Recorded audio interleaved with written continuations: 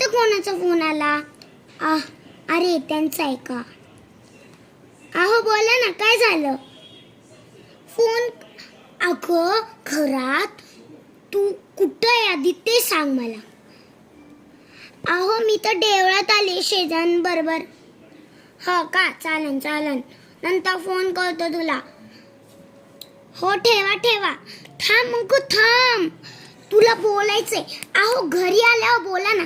इथं अंकिता, देवळात ईश्वरची प्रार्थना चालू आहे आणि ईश्वरच्या प्रार्थनेत मी असं काय काय बोलू? आहा, ठेव फोन. मला काय सांगू नको. तू नुसतं बकबक करतेस.